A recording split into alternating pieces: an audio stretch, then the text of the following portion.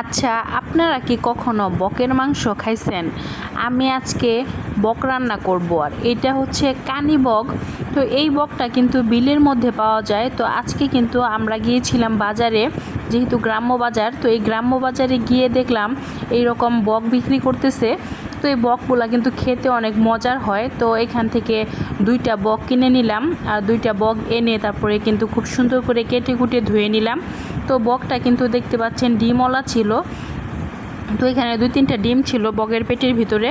তো বক খাইতে আসলে অনেক মজাদার হয়। আমি এর আগেও একবার খাইছিলাম, গ্রামের বাড়িতে যখনই যাওয়া হয় তখনই খাওয়া হয়। তো হ্যালো এভরিওয়ান, আসসালামু আলাইকুম। যেখান থেকে আমার ভিডিওটি দেখছেন আশা করি আপনারা অনেক ভালো আছেন। আলহামদুলিল্লাহ, আল্লাহর রহমতে আমি বেশ ভালো আছি। তো আজকে রান্না করব বকের মাংস। আর বকের মাংস কিন্তু আমার কাছে খুবই মজাদার একটি মাংসের আইটেম। তো এটা কিন্তু আমি গ্রামের বাসায় গেলে সবসময় খাওয়ার চেষ্টা করি।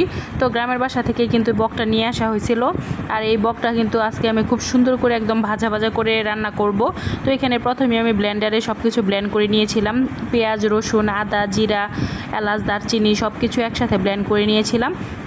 তারপরে কিন্তু এটা একটি প্যান বসিয়ে পরিমাণ মতো তেল দিয়ে এই মশলাটা খুব ভালোভাবে ভেজে নিয়েছি। তারপরে কিন্তু এখানে হলুদের গুঁড়া, মরিচের গুঁড়া, লবণ সব কিছু দিয়ে অল্প একটু পানি দিয়ে মশলাটাকে খুব ভালোভাবে কষিয়ে নিয়েছি। কষানো হয়ে গেলে এখানে আমি বকের মাংসটা দিয়ে দিলাম, আর এটাকে এখন খুব ভালোভাবে মিক্স করে নিলাম মশলাটার সাথে। তারপরে কিন্তু ঢাকনা দিয়ে ঢেকে দেবো, আর এটা কিন্তু খুব সুন্দর করে কষিয়ে নেব। আর কষানো হয়ে গেলে এটাতে পরিমাণ মতো ঝোল দিয়ে দিব। ঝোল দেওয়ার পরে কিন্তু 10 থেকে 15 মিনিট রান্না করলে কিন্তু এই রান্নাটা কমপ্লিট হয়ে যাবে। যেহেতু বকের মাংস এটা কিন্তু অনেকটা কবুতরের বাচ্চার মতোই ছোট সাইজের থাকে, সেজন্য কিন্তু মানে বেশিক্ষণ জাল দেওয়া লাগে না।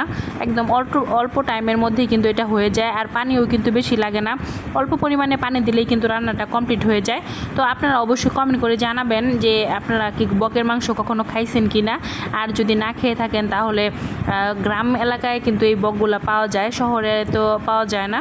তো গ্রামের বিলে এইসব বক পাওয়া যায়। আর এটা কিন্তু সবসময় পাবেন না, বিভিন্ন গ্রাম্য হাট বাজারে হঠাৎ এটা পাওয়া যায়। আর আমি কিন্তু তখনই এটা নিয়ে নিয়েছিলাম। আর এটা খেতে কিন্তু খুবই মজাদার হয়। যদিও এই জিনিসটা খাওয়া উচিত না, তারপরেও কিন্তু ছোটোবেলায় আমি অনেকবার খাইছিলাম। সেই জন্য আসলে চিন্তা করলাম যে এই চাচা যেহেতু বিক্রি করতেছে আমিও নেই। তো এই যে আমার রান্নাটা কিন্তু কমপ্লিট হয়ে গিয়েছে, আর সাথে কিন্তু ছিল পোলাও। তো আজকের ভিডিওটি এই পর্যন্তই। সবাই ভালো থাকবেন। আল্লাহ হাফেজ।